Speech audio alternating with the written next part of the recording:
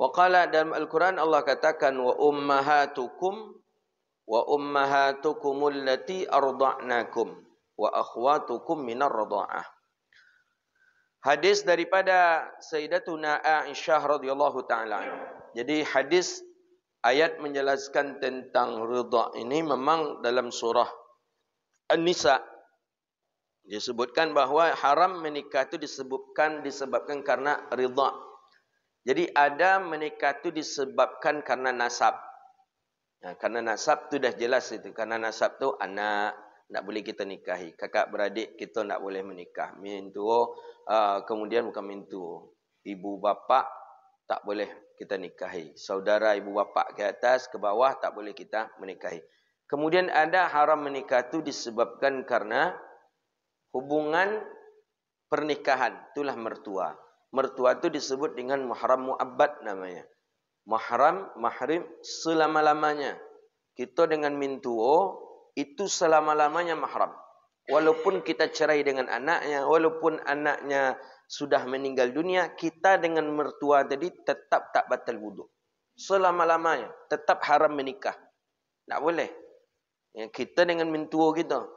Kita dengan mertua kita. Berarti isteri kita atau ibu-ibu suami. Ibu-ibu orang tua daripada suami. Atau orang tua daripada isteri. Itu kan mertua kita tu. Itu namanya mahram mu'abbad. Mu'abbad tu selama-lamanya. Tak terhingga bahkan sampai meninggal dunia. Jadi kalau bercerai kita dengan isteri atau suami. Ayah suami tadi tu mahram bagi ibu-ibu. Tak batal wuduk tu. Walaupun sudah bercerai dengan anaknya. Begitu juga dengan kita laki-laki. Amak daripada isteri kita itu mahram selama-lamanya. Walaupun dah cerai, walaupun dah meninggal anaknya, wuduk kita tak batal. Dan ini yang disebut dengan mahram mu'abbad. 3. Disebabkan karena susuan. Orang mahram terhijab dia menikah, itu disebabkan karena adanya daripada ridha atau sesusuan. Nah, kemudian yang berikutnya, yang keempat itu haram menikah disebabkan karena adanya hubungan kepada ibunya atau kepada bapaknya. Contoh,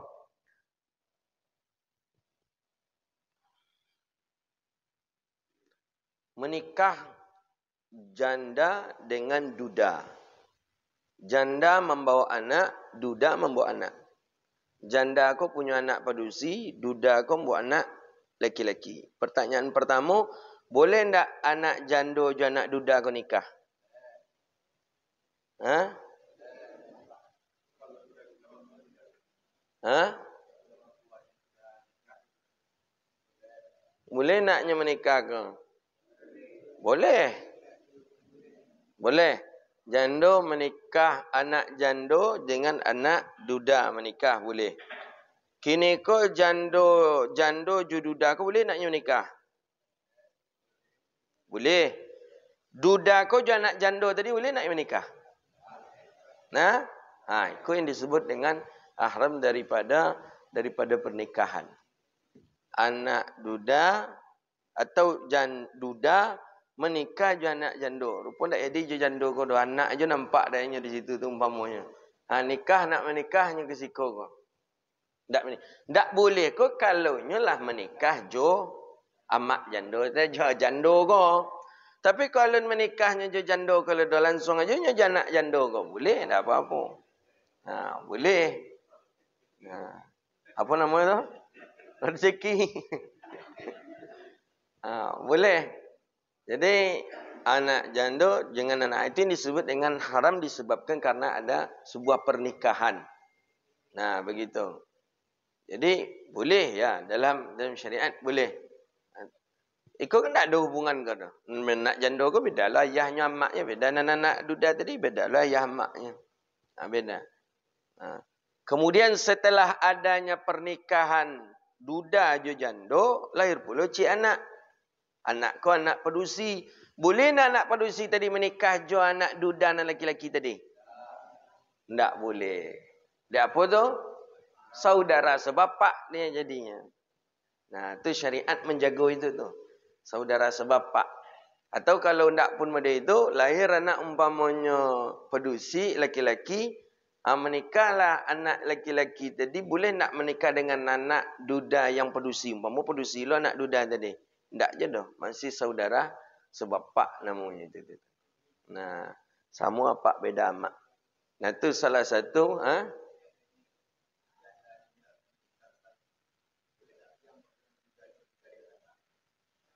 kalau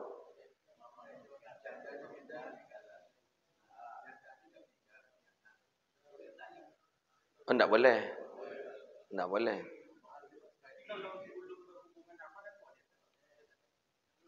Kalau belum watak, belum hubungan suami isteri umpamanya masih ada pendapat mengatakan boleh. Memang ada pendapat mengatakan boleh sebelum dukhul katanya. Dukhul itu sebelum hubungan suami isteri. Nah, maka yang menyebabkannya tak boleh itu setelahnya hubungan suami isteri. Jadi sudah nikah lewat anak janda tadi kan. Iko kau nak cari patang bersubuk di pasar tu jangan di muka kau dah nyenyol kan. Rupanya tak kalau bahasa Jawa tak hijaunya nama tu tak hijaunya iko patang anak iko katanya kan. Ya dek akhirnya tu. Jadi iko nya patang tu anak di dah nyenyol kan gitu. Qala jadi itu asbab terputusnya sebuah terbatalnya atau haramnya daripada sebuah pernikahan dengan sebab 4 tadi. Wa an Aisyah radhiyallahu anha qalat, hadis daripada Sayyidatuna Aisyah radhiyallahu anha qalat qala Rasulullah sallallahu alaihi wasallam la tuharrimul masatu wal masatani akhrajahul Muslim. Hadis pertama daripada Sayyidatuna Aisyah radhiyallahu taala anha. Qalat, kata Sayyidah Aisyah, Nabi sallallahu alaihi wasallam bersabda. Kata Nabi, la tuharrimul masatu wal masatan. Kata Nabi sallallahu alaihi wasallam, tidak haram masah. Masah ni satu hisap. Gitu. Au masatan atau 2 hisapan. Sekali hisap. Maksud sekali hisap tu ulama menyebut sekali letak mulut bayi tu di putik susu ibunya tadi. Nah, kemudian lama selesai. Itu belum disebut dengan haram sesusuan. Itu kecil Nabi. Masih biasa itu, masih belum dianggap inyoko saudara sesusuan. Atau masatan. Masatan ni 2 kali. Kan ada anak bayi. Sudah itu lepas dia. Sudah itu ulang pula balik. Sudah itu lepas 2 kali itu aja belum disebut dia ibu susuan atau saudara sesusuan. Nah, jadi kalau sekali aja belum, 2 kali pun belum kata Rasulullah sallallahu alaihi wasallam. Kalau dalam mazhab kita Syafi'i la yusbitul aqalu min 5 radha'at. Kalau dalam mazhab Syafi'i mesti 5 kali. Kalau kurang dari 5 kali belum disebut dia saudara sesusuan. 5 kali pun dalam mazhab kita Syafi'i syaratnya harus kenyang. Harus kenyang syaratnya. Kalau tak kenyang maka tidak sah. Taunya kita anak tu kenyang macam mana? Dia yang melepaskan sendirinya putik susu tu daripada mulutnya. Nah, tapi kalau amaknya yang melepaskan, itu belum dihitung 1 kali. Nah, gitu dia. Jadi 5 kali itu sampai kenyang. Sampai kenyang sekali, 2 kali, 3. Sampai kenyang 5 kali itu, baru dia disebut dengan anak yang sesusuan.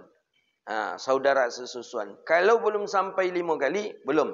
Jadi dia yang melepaskan anak ni. Hisap.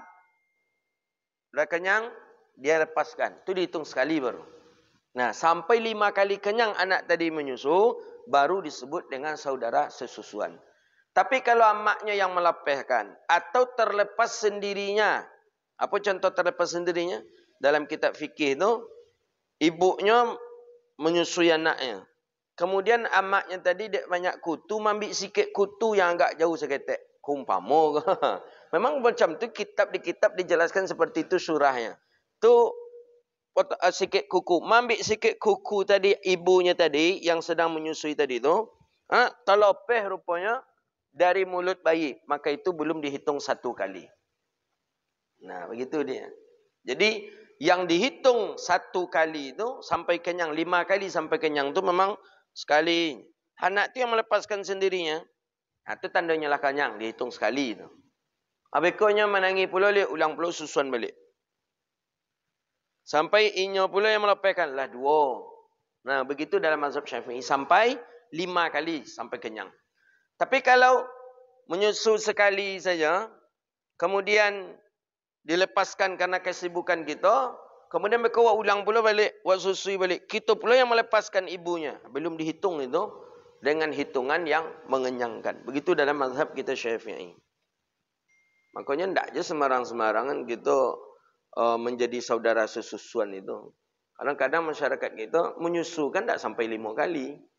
Kadang tidaklah sampai kenyang. Karena amaknya pergi ke hamam, ke toilet aja nyawat susuan anaknya. Sudah itu tu lah. Walaupun tidak ada pernah buat susun itu. Lah dianggap pula itu saudara sesusuan. Tak. Kadang tibunya godang nampak pula nak cinan pula. Ya macam mana? Nya suko sama suko. Jadi, bismillahirrahmanirrahim je lah lewat mursaha. Kau tak ngecek amaknya. Jangan nak jino. Ini tu saudara sesusuan tu. Alah, makan hati. Apa dek baru amak sabit baru potang sabit lah. Rupanya tanya. Tanya besok. Berapa kali amak menyusuinya tu kecil? Sekalinya katanya. Lun saudara sesusuan nama itu. Majriha wa mursaha je lah. Wa inna rabbi la ghafurur rahim. Jadi 5 kali baru disebut dengan ibu sesusuan. Gitu dia. Qala Ibnul Qudamah yata'allaku tahrim fi 5 radha' fasaida. Kalau menurut mazhab Imam Hanbali tak ada dihitung. Seketek atau banyak, sedikit atau banyak, jarang atau sering, sama hukumannya, hitungannya sama. Pokok sekali aja, itulah ibu sesusuan nama itu. Dalam mazhabnya Imam Ahmad bin Hanbal. Tapi dalam mazhab kita Syafi'i, sampai 5 kali. Ketika 5 kali pun disyaratkan mesti harus kenyang. Tandanya kenyang, inya yang melepaskan sendiri daripada putik susu ibunya. Anak tadi melepaskan seorang. Hisab, inya lapan seorang daripada putik susu ibunya. Maka dialah yang disebut dengan anak yang sesusuan. Nah, begitu dia.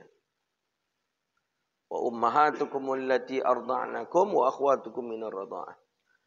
Hadis yang kedua.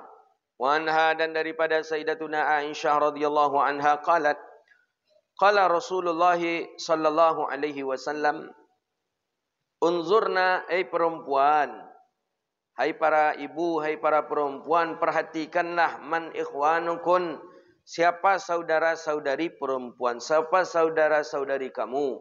Perhatikan, fa inna maradha'atu minal maja'ah, karena sesungguhnya sesusuan itu disebabkan karena maja'ah. Maja'ah ini karena lapar.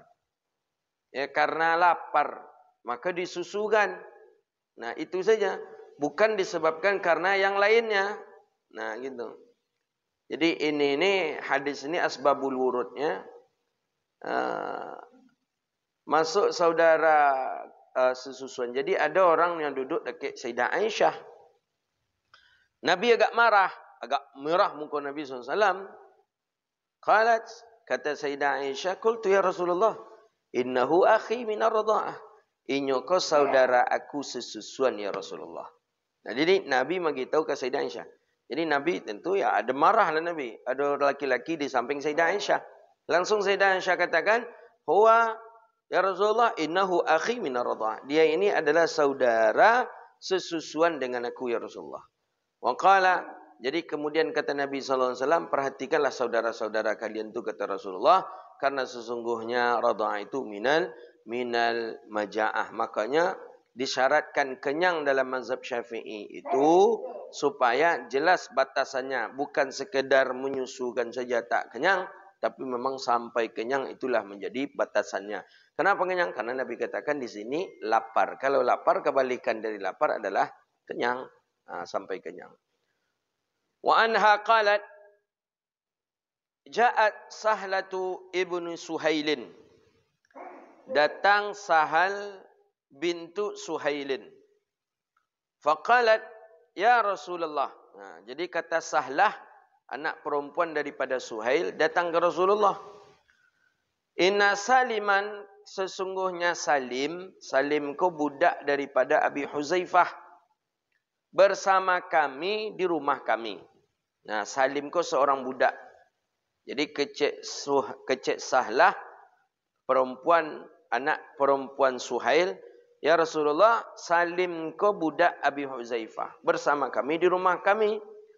Wa qad balagha ma yablughur rijal, dan dia ini sudah baligh sebagaimana balighnya seorang laki-laki. Qala ardi'ihi tahrumi alaihi. Kecik Nabi apa? Ardi'ihi, susukanlah dia, tahrumi alaihi, agar haram dia kepada engkau. Nah, kok hadis kau salah satu hadis yang dipakai oleh orang liberal. Orang dewasa pun masih boleh menyusu kepada seseorang untuk mengharamkan saudaranya. Kok hadis ini? Jadi kecil-kecilnya artinya susukan dia. Kecil Nabi susukan dia agar dia haram bagimu. Jadi susukanlah si Salim budak tadi supaya dia menjadi saudara sesusuan bagimu. Nah, tengok. Hadza bayanu ridha'atil kabir. Ini menjelaskan tentang menyusui orang yang sudah besar. Nah, Salim ini seorang budak. Sehingga ditanya di dalam satu riwayat, wa kaifa ardi'uhu wa huwa rajulun kabir? Bagaimana mungkin aku menyusui dia sedangkan dia ni laki-laki yang sudah dewasa? Fatabassam, kemudian Nabi SAW pun senyum. Wa qala, kecik Nabi SAW, qad alimtu annahu kabir. Aku tahu kalau dia ni sudah dewasa. Aku tahu kalau dia ni sudah besar. Waqtalafal ulama fi ridha'il kabir. Nah, hadis inilah menjadi perselisihan, pertentangan daripada para ulama. Ada yang mengatakan masih boleh menyusu karena dia memang dari kecil sudah termasuk susuan. Ada yang mengatakan tak, dalam mazhab Imam Syafi'i tak boleh. Ya, yang bolehnya itu ya sampai kepada anak masa susu. Masa penyusuan berapa bulan, berapa tahun?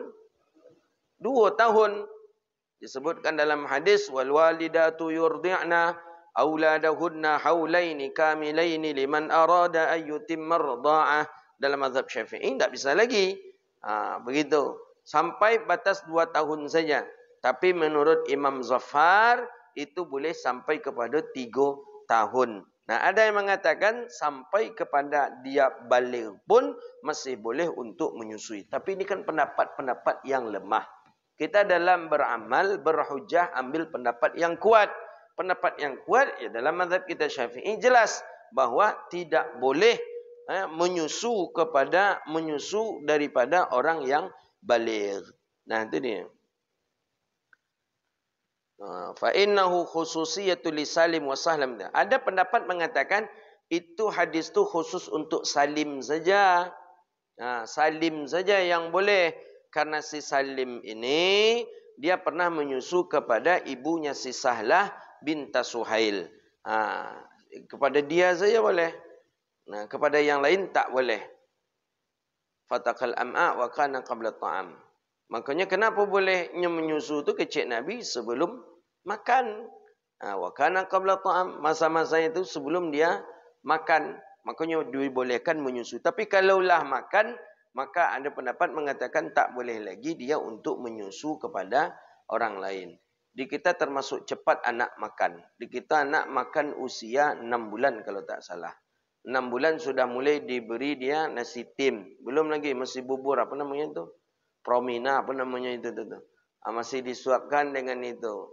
Roti dengan susu. Kemudian, kalau anaklah makan seperti itu, ya, afdalnya menurut kacamata syariat, tidak usah kita memberikan air susu orang lain. Cak makan aja lagi. Ya, karena resikonya tadi itu resikonya Pak. Kok gadangnya beko, adanya suku kepada anak kau. Tapi dia anak kau, dia amaknya lah menyusui waktu kecil. Sampai 5 kali sampai kanyang pula. Sehingga tak jadinya berjodoh dengan orang tu. Maka disebutkan dalam hadis Imam Tirmizi ini, wa kana qabla ta'am, dan masa menyusunya anak-anak itu qabla ta'am, sebelum masa dia memakan. Jadi sebelum masa 6 bulan itulah yang paling afdal. Setelah daripada itu, sebisa mungkin kita elakkan, elakkan. Nah, jangan kita sampai memberikan air susu itu kepadanya. Ini kepada anak orang, kepada anak kita ya 2 tahun tu kalau bisa selesaikan gitu. Tapi kan sudah ada dengan alat yang begitu canggih, para ahli doktor hari ini, anak kalaulah ada pula adiknya di dalam janin ibunya, maka lebih elok tidak disusukan. Kan begitu dia menurut ahli kesihatan hari ini. Karena yang keluar dari air, dari susu ibunya itu bukan susu lagi katanya. Orang tutu kita dulu lah itu katanya, tak boleh lagi. Wa anha, dari Sayyidah Aisyah radhiyallahu anha, hadis berikutnya, anna aflaha akha abi Qaisin jaa yasta'dhinu 'alaiha ba'da al-hijab. Faqalat fa abitu an adhana lahu. Falamma jaa Rasulullah sallallahu alaihi wasallam akhbartuhu billazi sana'tu. Fa amarani an adhana lahu 'alayya wa qala innahu 'ammuki, muttafaqun alaih. Nah, apa hadis ini? Hadis sahih. Anna, bahwa Aflah ni beruntung saudara Abi Qais. Nah, Abi Qais ini seorang paman dari ibu sesusuannya Sayyidah Aisyah, namanya Abi Qais. Datang dia minta izin kepadaku, ini setelah adanya bab hijab. Jadi dulu isteri-isteri Nabi belum ada hijab. Jadi kalau nak bersobot je bini Nabi, bisa langsung saja dulu. Setelah ada bab hijab, isteri-isteri Nabi tak boleh kita pandang lagi wajahnya. Tak boleh lagi bermuamalah dengan isteri-isteri Nabi setelah turunnya perintah tentang hijab. Ini isteri Nabi ini.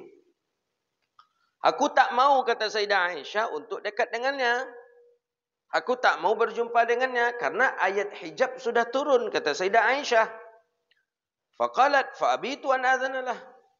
Aku enggan, aku tak mau untuk berjumpa dengan dia karena ayat hijab sudah turun.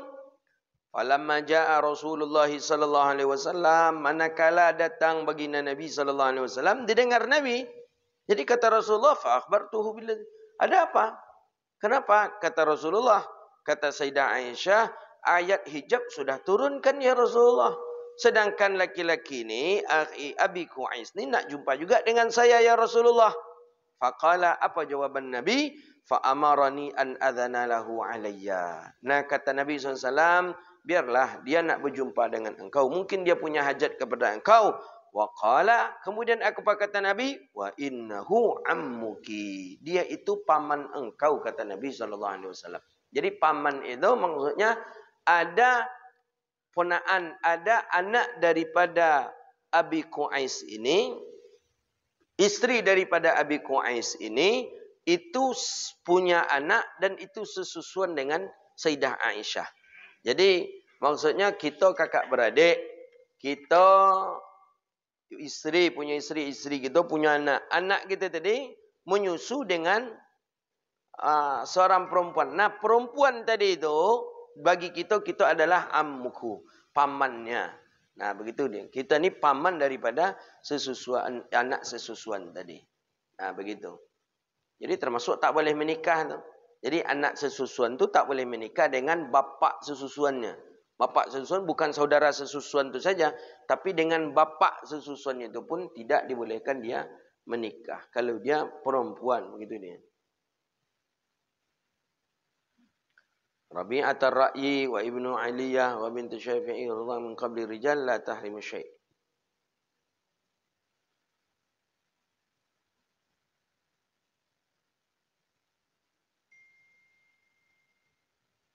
Nah, dia mengatakan yang haram itu di pihak perempuan, tidak di pihaknya lagi. InsyaAllah pekan depan kita semua. Ada pertanyaan, silakan. Silakan, Pak. Tunggu. Assalamualaikum warahmatullahi wabarakatuh.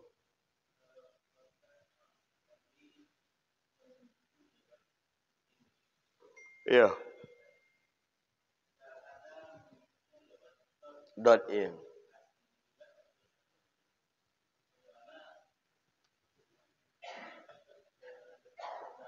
Ya. Ya, terima kasih. Bagus. Jadi di situ tu kan hisah katanya di sini disebutkan satu hisapan atau dua hisapan. Nah, bagaimana dengan misah atau misatan? Jadi ini pakai puting susu ibunya. Bagaimana hari ini disedot? Hari ini banyak. Apalagi wanita-wanita karir yang kerja di kantor tu. Ini beranak iyo ju. Karir di kajau iyo ju. Jadi apa caranya? Sebelum pergi kerja jadi dipompa. Tap dipompa. Dapat sebotol. Dapat kadang bagai satu botol setengah. Masuk ke kulkas atau ada alatnya sekarang. Apanya sekarang. Mesinnya sekarang yang menyimpan itu. Awet itu tu sampai nanti beberapa jam.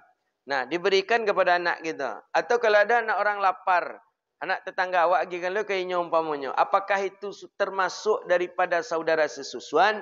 Ulama mengatakan dah. Itu tidak termasuk bagian daripada ridha. Jadi yang ridha tu memang dia langsung merasakan putih ibunya.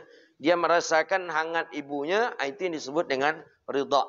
Maka disebutkan wal walidatu yurdi'na auladahunna haulaini kamilan. Jadi ridha itu tu bagian daripada putih daripada susu ibunya. Jadi yang berpisah itu itulah namanya laban. Bahasa Arabnya laban tu susu, air susu. Yang ridha tu memang tampuk punya mak itu tu ridha namanya. Tapi kalau yang lah terpisah tu ialah menjadi laban, lah menjadi susu, tak sama. Walaupun Nabi seliter dia anak tadi sehari. Alunjunnya namanya saudara sesusuan itu. Nah, gitu dia. Bagaimana kalau ayahnya menyusu pula ke amaknya? Ayah kau saudara sesusuan tak? Sampai konyang pula ayahnya. Sampai terlalok pula ayahnya di situ. Tu. Saudara sesusuannya tak masuk. Nak masuk ke tahap itu. Tapi bolehkah? Boleh, apa pula salah lah. Tak ada larangan syariat. Tak ada syariat melarang untuk itu. Baik, silakan, Pak.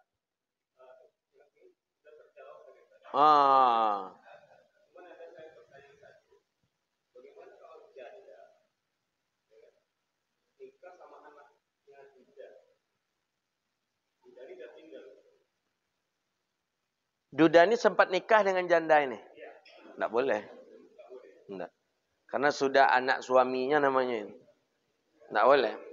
Beranak atau tak beranak, tak boleh. Tapi ada juga orang melakukan itu, Pak. Ada juga. Ada. Kita dapat info, ada. Ya biarlah ayah meninggal, awak lah jadi ayah lagi katanya. Landai. Itu ya tak boleh. Haram itu. Ya, anak daripada mantan suami kita ya. Itu kan anak dia yang ayahnya kan sudah menjadi suami kita. Ayahnya tadi meninggal dunia. Bolehkah kita menikah dengan anak itu? Tak boleh dalam syariat. Ada yang lain? Tak ada namanya. Silakan.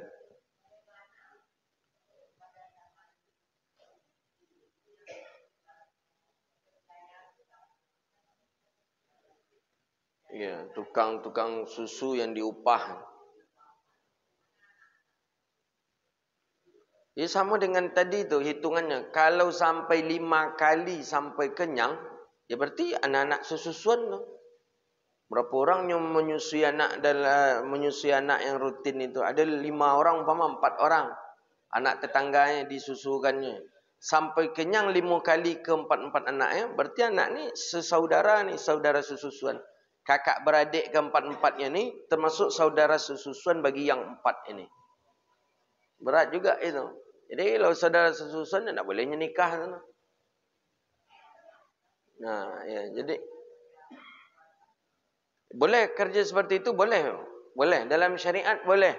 Jadi orang ni kan menerima imbalan gaji. Boleh tak apa-apa, tapi mesti dia seizin daripada suaminya. Jadi dia sampaikan kepada suami, bagaimana kata suami? Ya boleh.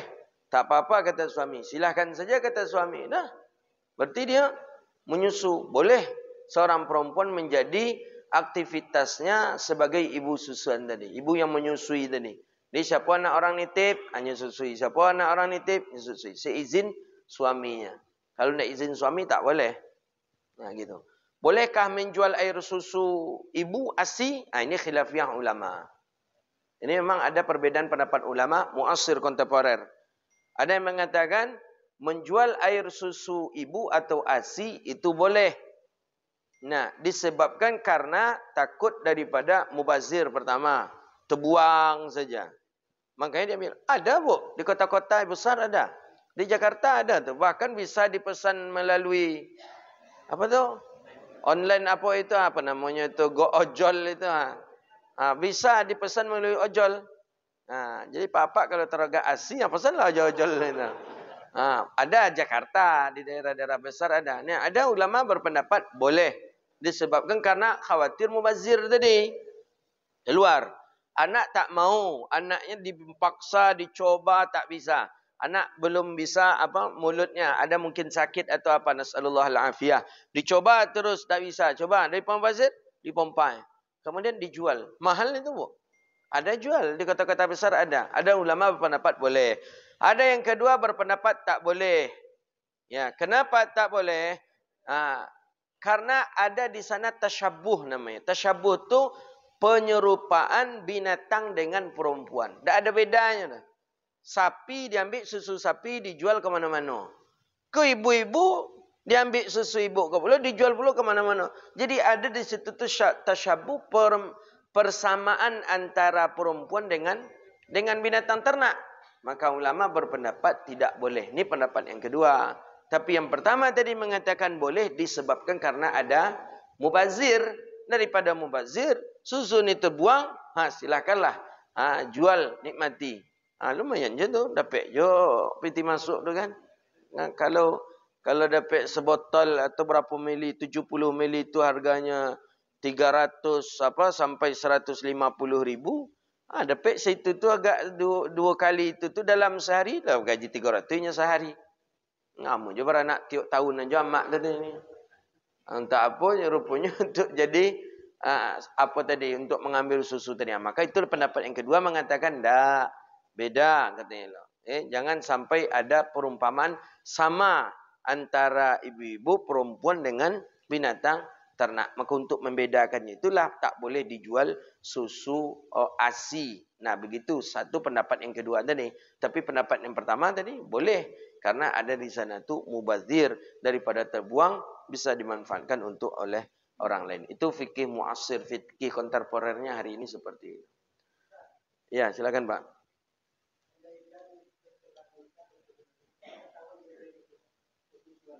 Nah, terpaksa cerai Pak, fasah tu Pak. Cerai Pak, fasah namanya, fasah nikah namanya. Anaknya ya anak halal. Sebenarnya anak tu jatuh ke anak syubhat namanya tu. Anak syubhat. Karena tak tahu selama ini. Cuma ya bagaimana ke mana anak tadi dinasabkan ya kepada wali hakim anak tadi dinasabkan. Makanya hati-hati gitu. Harus ditanya, harus tahu. Maka itu salah satu hikmah daripada mengumumkan pernikahan itu. Jelainya. Cuman jangan capek kita harus adalah bukti betul nak sesusuan. Tanya ke maknya. Maknya lah meninggal dunia. Orang yang terdekat maknya ni ada tak? Kawan maknya. Tanya ke situ. Kecik kawan mak dan selama kau dokek jauh mak kau. Rasa saya tak pernah si fulan tu nyusu dengan mak kau. Ada sana saya pernah nampak berapa kali. Nampak sekali. Belum berarti lagi. Nah, begitu dia. Harus dikuatkan juga hujah kita. Jangan capek-capek nak carai aja lah saudara sesusuan tu. Padahal menyusu sekali barunya. Tak saudara sesusuan namanya kan. Atau sekali kenyang. Atau 5 kali tapi tak pernah kenyang. Tak juga baru saudara sesusuan.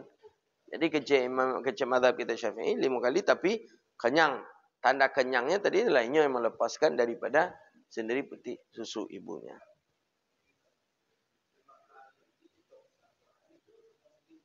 Kapan saja. Kapan saja. Dalam sehari itu selesai 5 berarti terhitung lah tu. Bisa. Terhitung juga. Terhitung juga.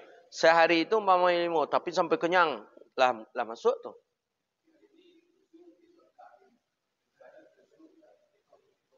Tetap terhitung tu. Sekali kan. besok sekali pula kan, besok cik lagi sekali pula, 3 berarti. Tapi memang sampai kenyang. Nah, itu tapi sampai kenyang gitu.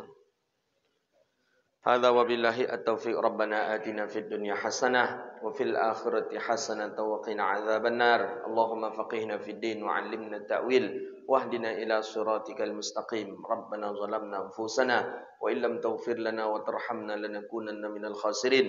Allahumma a'izzal islam wal muslimin. Allahumma ansuril muslimina fi kulli makan ya rabbal alamin.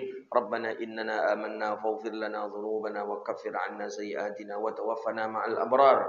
Rabbana atina fid dunya hasanah wa fil akhirati hasanah wa qina adzabannar. Allahumma khtim lana ya Allah bi husnil khatimah wa la takhtim alaina ya Allah bi su'il khatimah. Wa sallallahu ala sayyidina wa maulana Muhammadin wa ala alihi wa sahbihi ajma'in. Subhana rabbika rabbil izzati amma yasifun. Wassalamun alal mursalin walhamdulillahi rabbil alamin. Assalamualaikum warahmatullahi wabarakatuh.